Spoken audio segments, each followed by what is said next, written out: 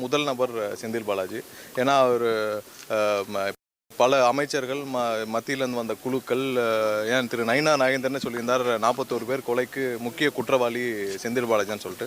இதில் முக்கியமாக விசாரிக்கப்பட வேண்டிய முதல் நபரே செந்தில் பாலாஜி தான்.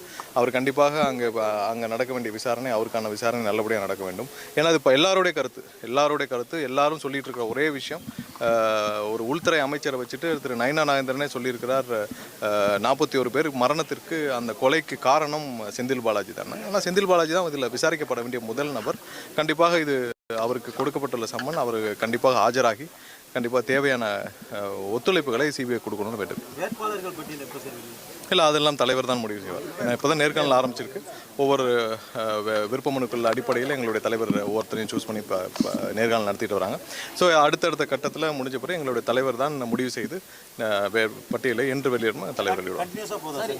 இல்லை, ஒவ்வொரு நாள் வேறு வேறு பணிகள் இருக்கும், மாற்றி இருக்கும். அடுத்தடுத்த பணிகள் எப்படி இருக்கோ அது தலைமையிலேருந்து அறிவிக்கும். இல்லை, 10,000க்கு மேற்பட்ட மனுக்கள் முதல் நாளே கொடுக்கப்பட்டுச்சு. ஒவ்வொரு நாளும் ஒவ்வொரு தொகுதியிலையும் எங்களுக்கு பார்த்திங்கன்னா 150க்கும் மேற்பட்ட மனுக்கள் சராசரியாக ஒவ்வொரு தொகுதியிலையும் வந்திருக்கு. ஸோ அதெல்லாம் எடுத்து அதன் அடிப்படையில் யார் யாருக்கு என்னன்னு சொல்லி ஒரு தனி பட்டியலை தயாரித்து அதன் அடிப்படையில் தான் ஒவ்வொரு வேட்பாளர் யார் யார் விருப்ப மனு கொடுத்தாலும் அதில் தகுதி வாய்ந்தவர்களை ஒவ்வொருத்தரையும் கூப்பிட்டு எங்களுடைய தலைவர் ஒவ்வொருத்தரும் தனித்தனியாக செஞ்சுட்டு வர்றார். இன்னும் வர்ற கட்டங்களில் இன்னும் பல தொகுதிகள் இருக்குது. ஒவ்வொன்றையும் முடித்த பிறகு கண்டிப்பாக முழு பட்டியல் எங்கள் ஃபைனலைஸ் ஆன பிறகு எங்களுடைய தலைவர் வெளியிடுவார்.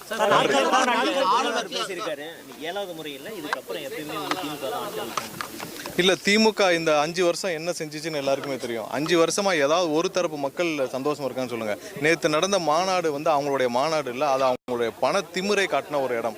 ஏதாவது ஒரு இடம், அதாவது நேற்று நடந்த மாநாடுக்கு குறைந்தபட்சம் 250 கோடிக்கு மேலே செலவு செய்திருப்பார்கள் திமுக அமைச்சர்கள், அங்கிருந்த அமைச்சர்கள். எல்லா இடத்துலையும் மொபிலைஸ்டு க்ரௌடு, எல்லா இடத்துலையும் அவங்க பஸ்ஸால் அரசு பஸ் வாகனங்களையும் அரசு பஸ்களையும் வச்சு ஒவ்வொரு கன்னியாகுமரியிலேருந்து கும்மிடிப்பூண்டி வரைக்கும் இருக்கிற அனைவரையும் கொண்டு மொபிலைஸ் பண்ண ஒரு மாநாடு.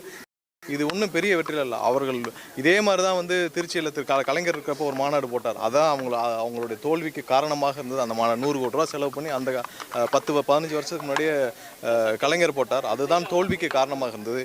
இதுவும் இந்த நேற்று நடந்த மாநாடு இவ்வளோ ஒரு பணபலத்தோடு 200 கோடிக்கு மேலே செலவு செய்வதற்கு போட்டப்பட்ட ஒரு மாநாடு. இதுவும் இந்த மாநாடே அவர்களுக்கு தோல்விக்கான காரணமாக இருக்கும். மக்கள் படும் கஷ்டத்தில் நேற்று இப்போ சமையல் எரிவாயு கிடைக்காம ஒவ்வொருத்தலையும் கஷ்டப்பட்டுருக்காங்க. இவ்வளோ கஷ்டத்துக்கு நடுவில் 200 கோடிக்கு மேலே செலவு பண்ணி ஒரு மாநாடு போகிறாங்கன்னா இந்த மாநாடு தான் திமுகவுக்கு தோல்விக்கே காரணமாக